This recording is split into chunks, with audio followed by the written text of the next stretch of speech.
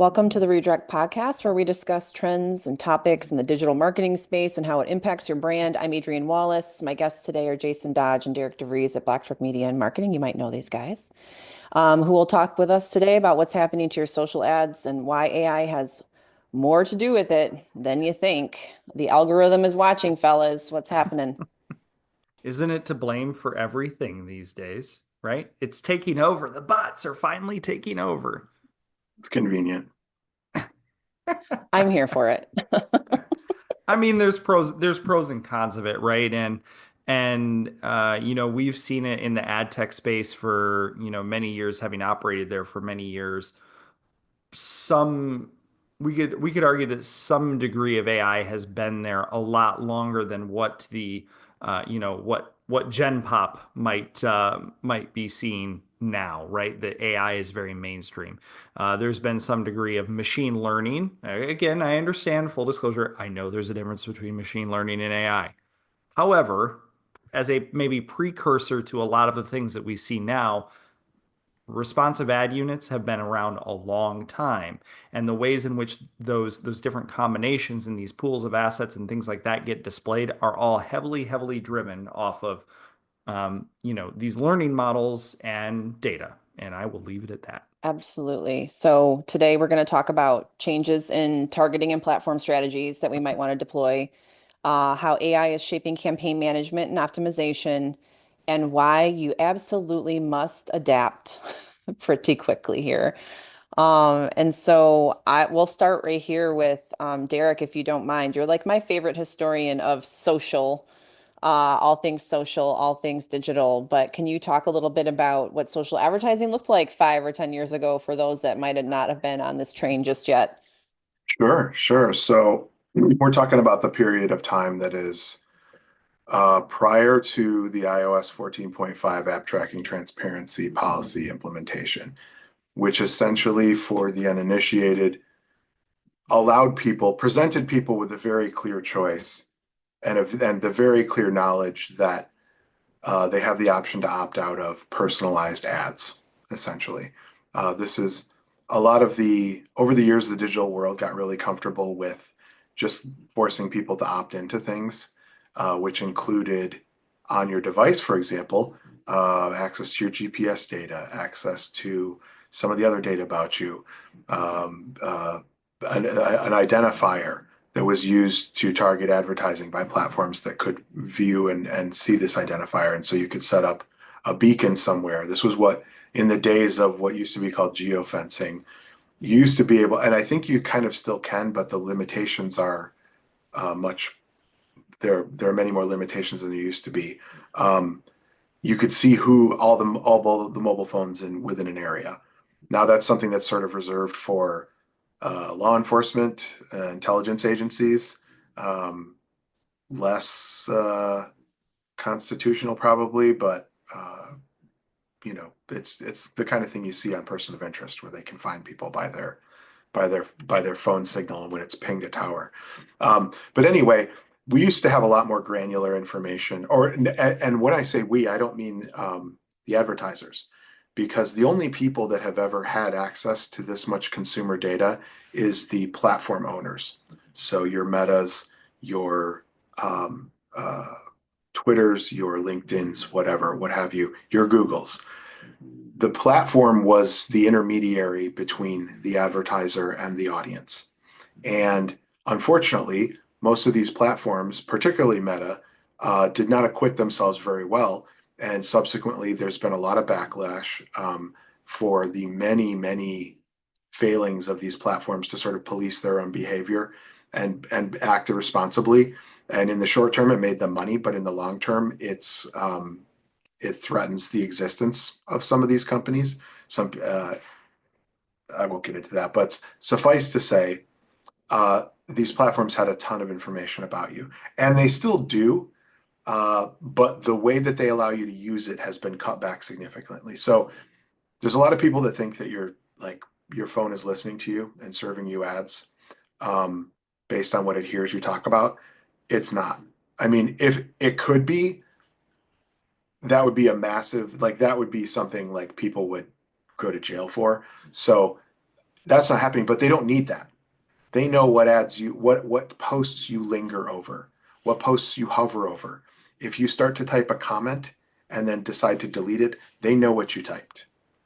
They know way more about you. They don't need to listen in on you. In fact, that would be like a data crunching hurdle of having AI listen to what you say and then try to understand and pick out words and make sense of that. It's way easier to just watch your behavior on the platform.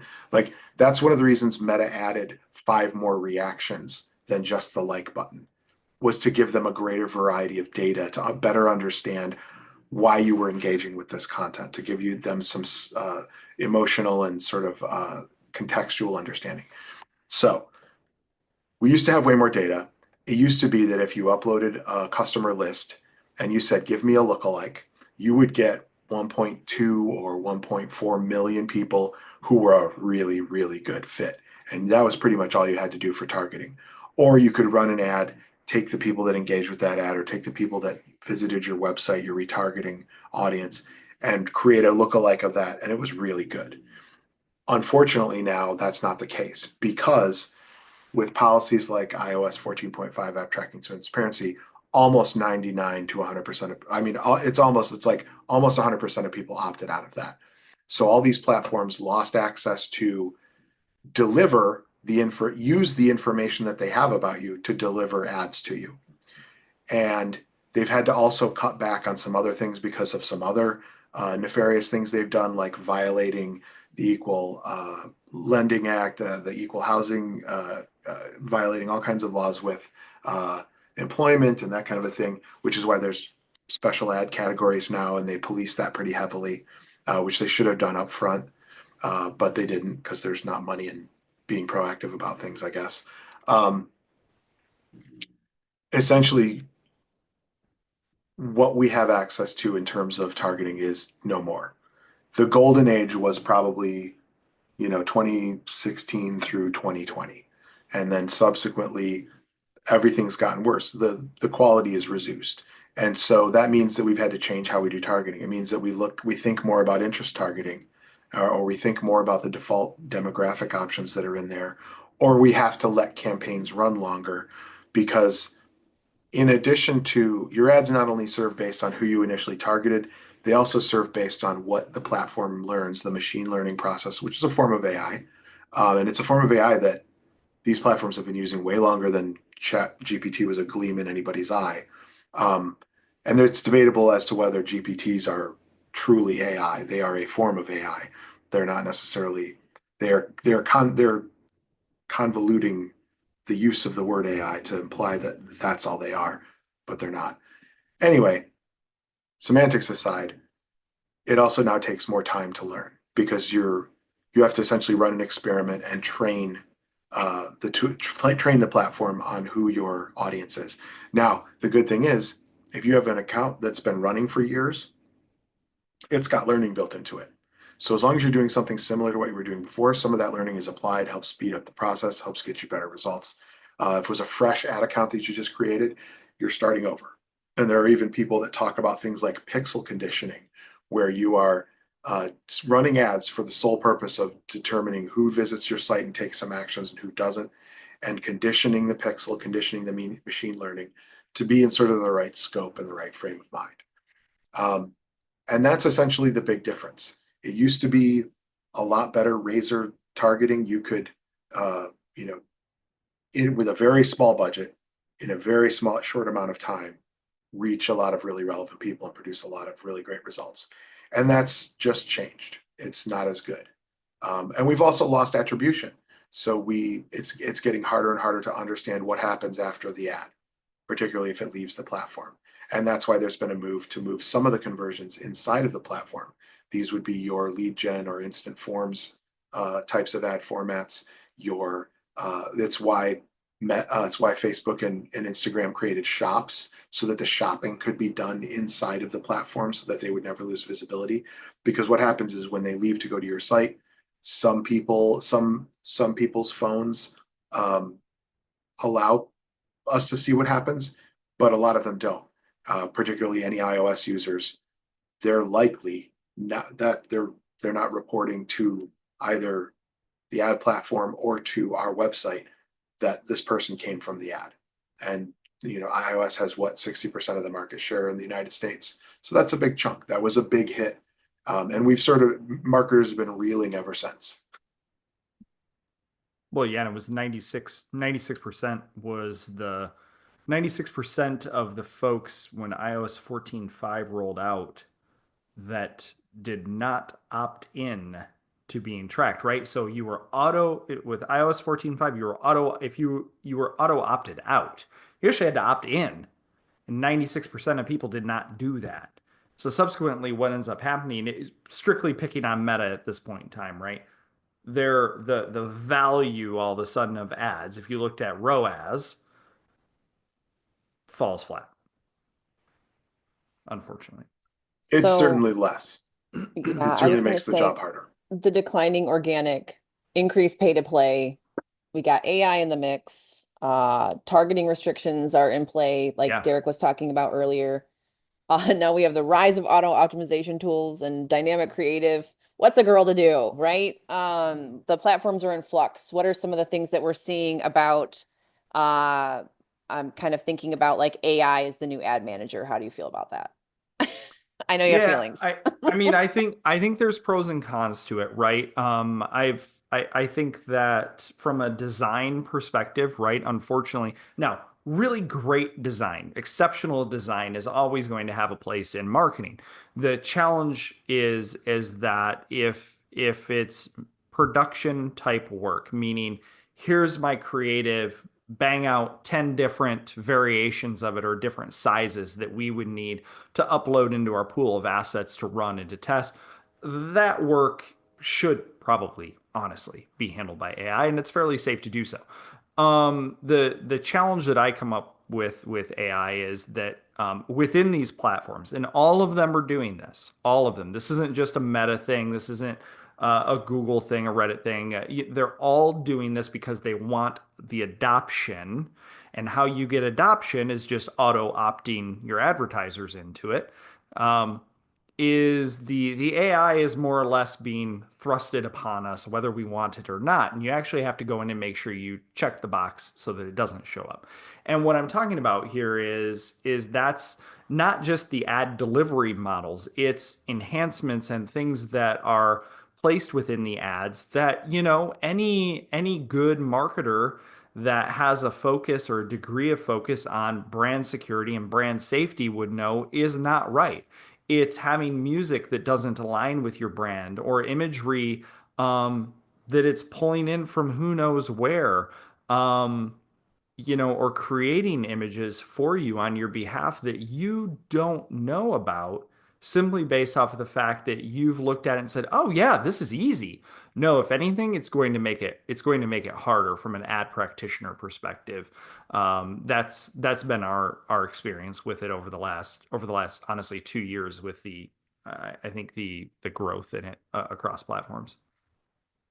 So then what's changed in the targeting and the creative of that? And can we also throw in some ethical concerns here, maybe? Yeah, I mean, on the targeting side, Derek already touched on it kind of at depth there. I mean, hey, remember back when on Facebook we could target people based on income and their credit card activity? Wasn't that cool? And you couldn't do that in the UK for some reason. Gee, I don't know why. Like lawsuits are crazy like that, right?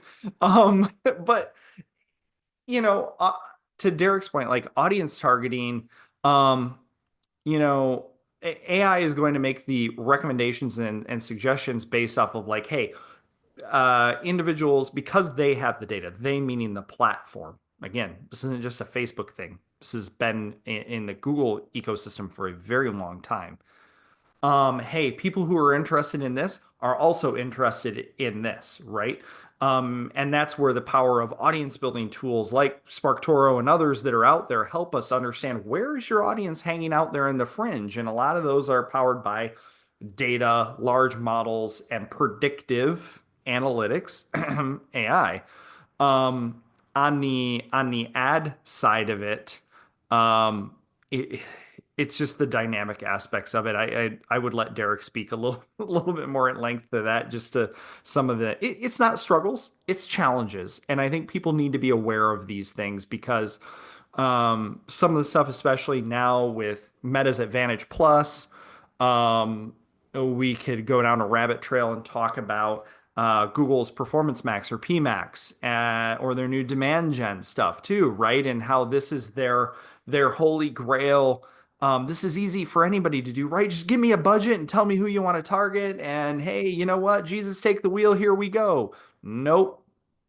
No, no, no, no. Because what you find is that they have the data, but they don't provide you with the insights out to know where it's being placed, who it's actually targeting, and what it's coming up for and what they think it's relevant for versus you, the marketer or the subject matter expert.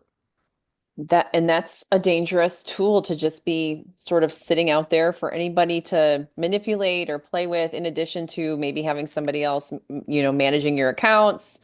We see I'm this all the time. Curiosity Yeah, killing the cat. Yeah. I mean, PMax in general on the Google side of things, right? So for those of you who don't know what Performance Max is, PMax is a combination of all of Google's products on the advertising side of it. It is a combination of search, display, video, shopping, etc. It's really, really powerful for e-commerce. It's really powerful for D2C or B2C brands. However, it will bid like crazy on your branded terms. There are very, very limited guardrails. And to kind of go into that, for as much barking for those who have been involved in the ad tech space for a long time about PMAX, Google's solution to the guardrails is, oh, well, we're going to up the negative keywords from 100 to 10,000. That's how they're going to allow you to manage it. That's how they're going to allow you to put control around Performance Max, which is all AI machine driven advertising. Is you're just going to manage this by negative keywords and we got the rest. There's a lot of folks that know that that is not right, that that is just a money grab. And unfortunately, the influence with AI in a lot of these platforms, Advantage Plus in Meta, PMax in Google, I can't recall what Pinterest side of it is. For the, boy, I want to watch my words. I don't want to say uneducated. For the novice ad professional, it can make you look really good. But when it comes down to the question, when a brand asks you the question as to why are they performing the way that they are, or what are the combinations of things, or that targeting and the audience mix, can you tell me more about that? That is going to be all of those questions will be extremely challenging and very difficult to put your finger on the pulse of what is actually happening because you do not have the visibility into it at all. Which leads us nicely into ethics and business performance and promises, etc. Right? So where are we tracking on that, Derek? I think one of the reasons that I work for BlackTruck and that I like working for BlackTruck is that we're focused on just being honest and transparent with clients. And our focus is on what is actually their bottom line, what actually is important to them. Because a lot of us in past lives at other agencies might have had uncomfortable experiences with clients where we show them, yeah, we had a great click-through rate, really low cost per click, had a lot of engagement on the ads, and it sold nothing. There were zero sales. And trying to explain that the ads were really good, but they didn't actually result in any profit is a tough place to be in, and nobody wants to be there. And also has the benefit of being the right thing to do to manage expectations of clients and to really have that conversation and get started on the right foot of, okay, you said you want awareness, but might you actually also be looking for sales? Might you actually also be looking for leads or subscriptions on your newsletter or whatever it happens to be? Probably. That's probably the case. Most people, marketing is more complicated than people understand. A lot of people, it's very easy to feel as though you are conversant in marketing just from what's in the air and in the culture. If you've watched a few seasons of Mad Men, you probably feel like you have a good handle on it. But but it's actually very nuanced, and it's really important to start with the fundamentals of what is your actual key performance indicator, what is your actual metric that makes the difference for you, and starting there, and none of the AI can operate properly unless you know what that is and have it properly configured and tracking well, because the AI, if you let it go on anything, if you let it learn on any metric other than that, it's going to get messed up, and it's going to focus on the wrong things. And that's sort of the challenge of AI. And you have to realize there's a few things to realize before getting into any of the automated ad features that heavily incorporate AI. The first is that, yes, in a nominal sense, they're trying to make it easier for people, because if it's easier for more people will be able to advertise. But that also means sacrificing some thought, some nuance, some understanding, and some of the things like making sure that your funnel is properly, fleshed out, and that you are properly measuring things. The other thing you have to realize, and it's become a lot easier to realize this, but the automated platforms are designed to benefit the ad platform. Somewhat the user, but mostly the ad platform. And that benefits them in a couple of ways.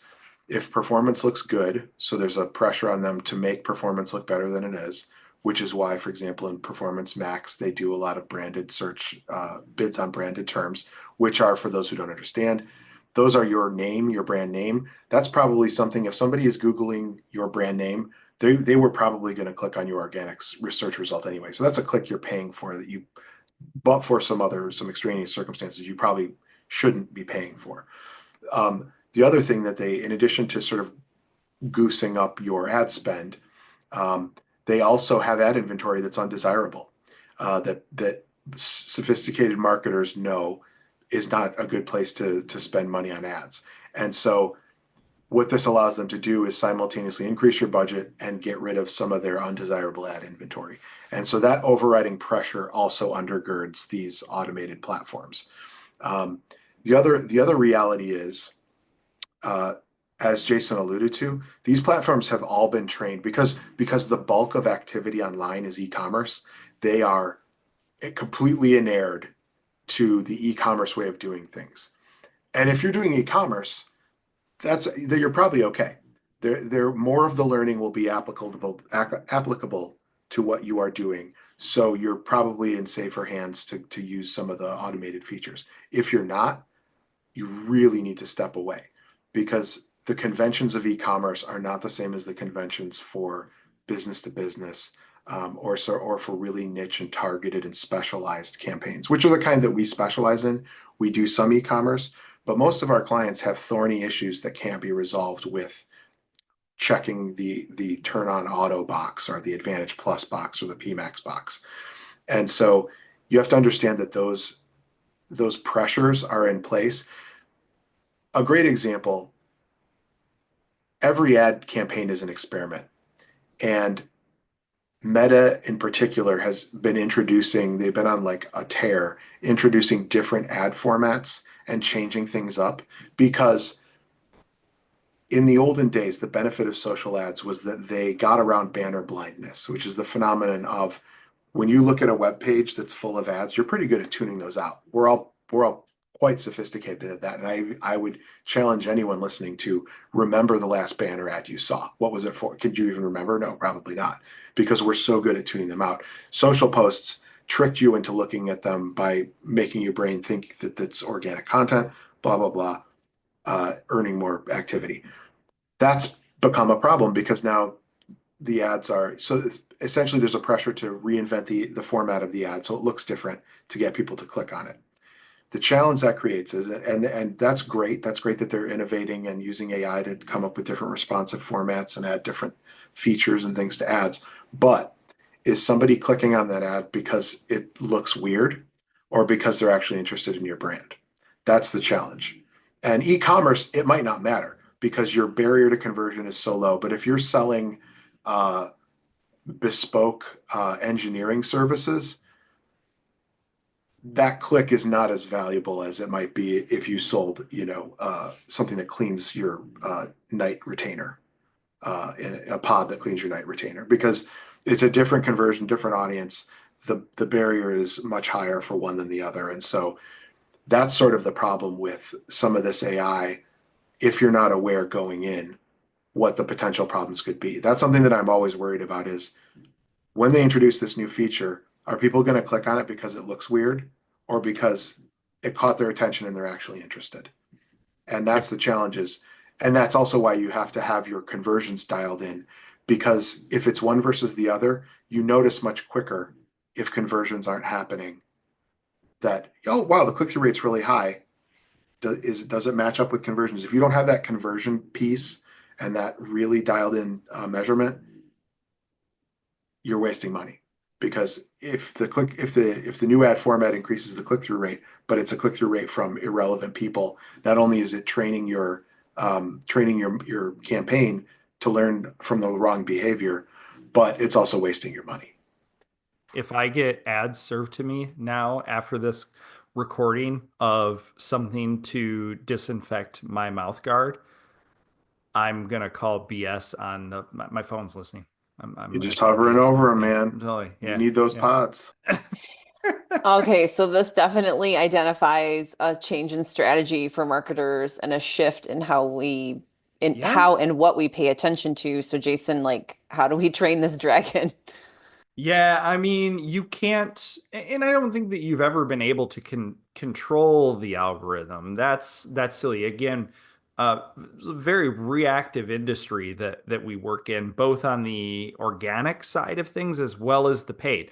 If you work in organic social, it's always been this way. It's a reactive, you're reactionary to what the algorithm is. If you're an organic search and producing content in the hopes of showing up in the SERPs, it's an algorithm game.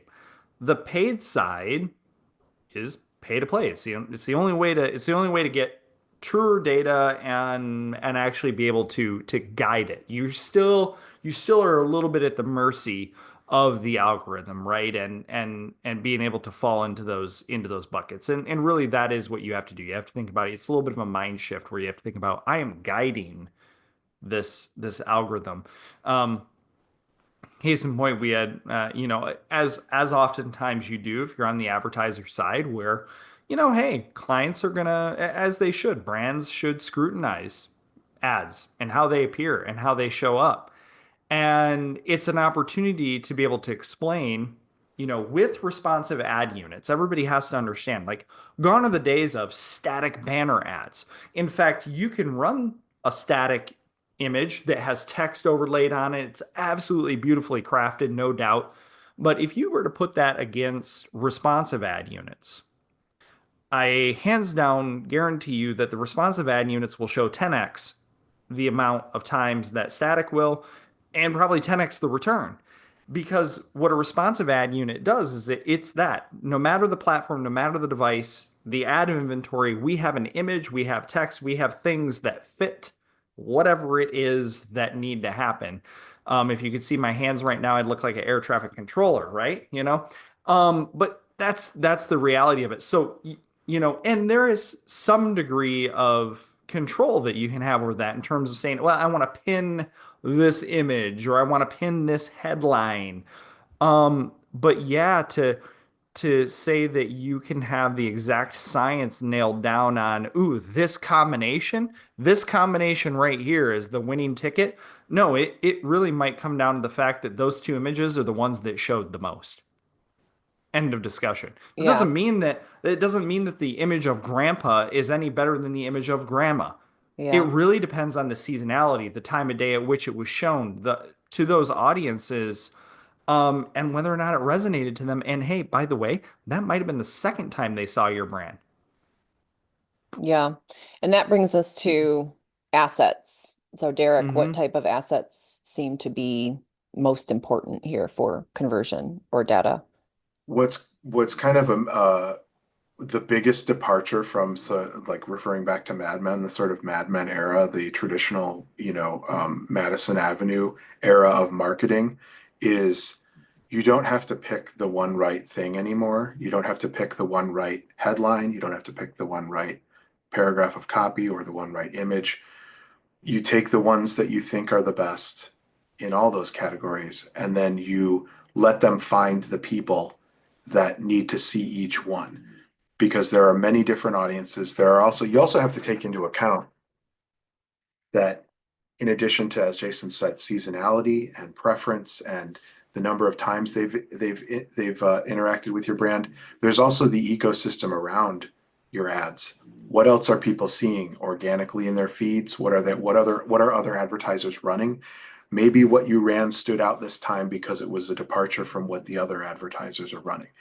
Unfortunately, these are all things we can't know. And so to be successful, it means having an open mind and having a lot of good ideas, and then structuring your campaigns as experiments to see what performs well, and being giving the platform the flexibility to serve a bunch of good assets. And they don't have to be perfect. That's the other thing.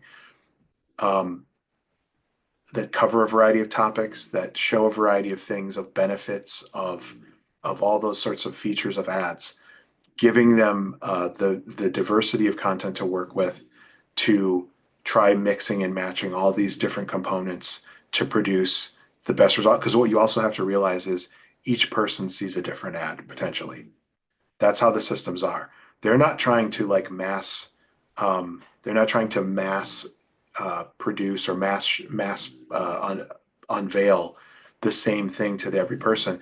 Every single, even if you're not logged in, even if you're using a VPN, there are features about you that any of these ad platforms can use to make an educated guess about what you might find interesting. And so they use any available information to comp to customize the combination of image, video, title, and primary text to create the ad for you. There isn't like one that goes out to everybody. So But I think, yeah, I agree with that. And really there's some good fundamentals here at play, though, that while the platform changes and the AI is going to impact it, when you are selecting your assets, back to the Mad Men, Don Drapers of the world, if you as a consumer or potential customer cannot see yourself in that car, that's not my house, that's not my backyard where the pool's going to be, you're not going to click on it. I love it. Roofing companies, home services companies are notorious for this, right? You're going to show the beautiful McMansions of the world with multi-hip roofs and valleys because that shows off your work. When in reality, that's not the majority share of the people out there that need to re-roof their home. You're like a two-story or a modest ranch home, not this big, Cape Cod on a bluff. Nope, you're doing that because it's a beautiful home. When in reality is show them the home that you and I live in, right? And that's what it comes down to with asset selection and development when you are going to, Derek, to your point, I think was exceptional, testing things. yeah, just That's think what it comes down broadly. to. Never assume. That's the Yeah. one thing I've learned in, a couple decades of doing this is you just can't assume what's going to perform well. Nope. And there's room for all the best ideas in the room to be tried. That's the good Agreed. thing. We can all Agreed. try this. And you know what? It may be different from quarter to quarter or from month to month. Mm-hmm. So 100%. don't ever give up on the idea that, we often get requests from clients to report out at the end of a campaign on what type of creative performed well. It's like, well, that's what performed well in this particular In that situation window. a few months ago. Mm-hmm. That may not be what performs well next. So it's really difficult to take insights from that, other than we just need to keep trying and testing. Yeah. Yeah, it sounds like the implications for just strategy, generally speaking, are quite complicated. I feel like sometimes everyone fancies themselves a marketer, right? And it's really not that simple. I don't want to overextend our need for value for marketers here, but I think that having a decent strategy is just not enough anymore. Like you have to have some of this more intimate knowledge of each platform even, right? the platforms that are social driven versus like a Google, for example. And there's just so many nuances and experience really does matter. I'm not trying to like perform the BlackTruck pitch here, but it does matter Mhm. that you have witnessed things, that you have tried things, that you have learned from those and moved on. It's not for the faint of heart. And in that, we've witnessed lots of winners and lots of losers. And we probably have a list of things that we want to keep our eyes on as well. And I'd like to know more about that. So, but first, Derek, who's benefiting from the AI shift? I think there's benefit that goes around everywhere. I think the platforms for sure are benefiting because it allows them to um, talk people into spending more money. It also allows them to ease the process and broaden the reach of their advertising so that it can serve in more places, in more formats. And I mean, ultimately, one of the great things about digital marketing channels as opposed to conventional marketing channels is digital marketing channels were accountable if results weren't seen. And that's sort of been from the the early days. If you couldn't generate enough, even in the first site that offered a banner ad, they were able to report on the number of impressions. Whereas if you bought a billboard, they guessed based on the traffic. And it's a pretty good guess, but they weren't ever accountable for, they could never price it by anything other than that. And they weren't accountable. So if like you put a billboard up and it wasn't working in the first month, like you're locked in, first of all, you're not going to get that money back, however many months you paid to run that there. But also, if it wasn't, you didn't know if it was producing results, and if you weren't seeing increased business at your location, you had no recourse, essentially. Um, Another benefit of the AI, I mean, for sure, it's benefiting the machine learning. It benefits the learning process, and it's informing. I'm assuming generously that it's informing the changes that are being made to ad formats and to how audiences are being constructed.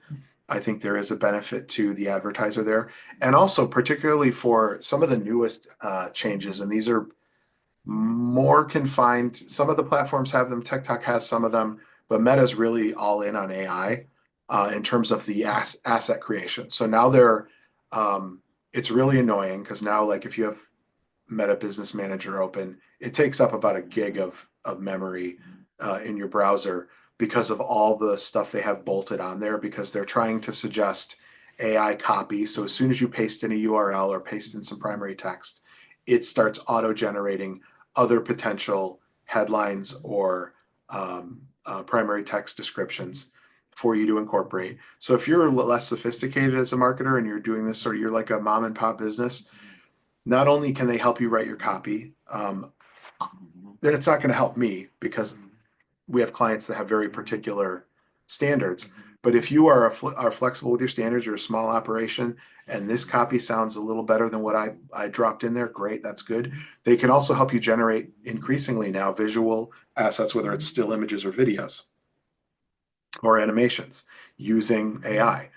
And that's a benefit again to smaller brands that don't have big creative budgets and don't have a lot of their own creative. If I was like if I had like if I was a plumber or I had an HVAC business or something, this might be very appealing to me because I can create stuff that looks really good. Um, Whereas before I would have struggled to identify creative that I could use in these ads. I have it broadens my repertoire, and it may not matter that it looks like AI because most of that stuff tends to look like AI, just like stock photos look like stock photos. Um, so that there's some benefit. It doesn't really benefit the large brands necessarily because they have the resources and wherewithal to test all these things. Um, and they have the creative. They actually don't want it to look like AI because they paid a lot of money for an owned photo shoot that's really good with actual customers, perfect lighting, and all that good stuff. All right, so Jason, who's struggling then? Man, who's struggling? Aren't we all? No. Um, no, I actually think that where Derek, you were talking about smaller brands that are, could possibly leverage AI and embrace it due to budget. when we're talking about creation of assets or playing a little bit fast and loose with their brand standards and things of that nature, the ones that are struggling or would be struggling are those that do have a more keen eye to brand safety and brand security. Those are going to be the ones that you're probably going to see as getting a little bit more handsy with it, right? I mean, you have a keen eye towards that. I do think that like full service agencies that don't have dedicated staffers all the time that are managing ads, like we would have at BlackTruck or certainly other agencies that specialize in that. There's an advantage to utilizing the AI. The AI. The downfall and what you're going to struggle with is whether or not that is on brand or off brand. So you still have to be, in the know, work with the subject matter experts to be able to make sure that what you are saying is factual, especially in the B2B space in different industries and different verticals, because there's a lot of misinformation out there on the internet and consumers, maybe they're gullible. The old adage that the user doesn't care if it costs you or I, the advertiser, a couple bucks, as long as it gets them to what they want or the answer to their question. With AI is we can, without the guardrails, the losers will be the ones that don't have guardrails and that start to be perceived as something that they're not. And I think that's a big concern, and that's where you're on the losing end of the battle with AI. Excellent. Well, thanks for all of the tips, tricks, and history lesson here. Sounds like ad platforms ever changing, no surprise there, changing fast. So keep track of trends and understand how that affects your brand, right? AI is doing much more, but marketers still do have quite an advantage here if you understand what the nuances are, we'll say. And we talked a little bit too about like creative in your owned media as it affects your campaigns, that we want it to be pretty clean and well done, but not too well done, right? And so I'm thinking here, what's your call to action? What's your takeaway for this episode? If someone only goes away with one nugget of information, what is it, Jason? Yeah, I mean, be curious, be AI curious, from the sense of be willing to test it. I feel like that phrase of be AI curious is like the new. So it depends. Um, be aware, like train your eyes to look at things that are potentially out of place across all the platforms. Like, ooh, a new feature pops up. Don't auto subscribe to it. Don't auto like if you were anytime Google has major recommendations inside their platform, don't go in there and accept all of them automatically just because it bumps your Opti score. Like, oh my God, no. Like that's some of those things are irreversible. You can't back out of it. And then on the social platform side of it, you really have to understand the implications that these AI elements, if you will, and these changes. I think that's the big thing that the changes might have on your brand. Are they going to run away with the budget? And are you liable for the budget? Like as an agency, are we liable for that budget if you go in there and just willy-nilly check the box, or you trust it to say, oh yeah, spend the budget however you see fit? No, that generally is not a great case. Like doing this for 20 years typically is not a good case, right? Absolutely. Derek? I would say the big takeaway is just be aware of the limitations and the biases of the AI because they're there. They're biased toward who is programming them. They're biased toward certain things that are easier, so low quality conversions versus high quality conversions. And you need to make sure that everything in your marketing funnel is set up properly so that when the AI learns, it's from good data. And that's essentially, that's sort of just be careful, be educated, be aware that you're accepting responsibility for turning this over to the robots that are not sentient. There's a list, there's some code that is telling them a decision tree to follow or a statistical probability, and you need to be aware where that could go wrong. Excellent advice. Well, thanks for joining us. You just listened to The Algorithm is Watching, how social ad platforms are evolving with AI, aka what your social ads, why they don't work how they used to. Our guests today were Derek DeVries and Jason Dodge. I'm Adrienne Wallace. Thanks for listening to the Redirect Podcast. Please subscribe wherever you listen and check us out online.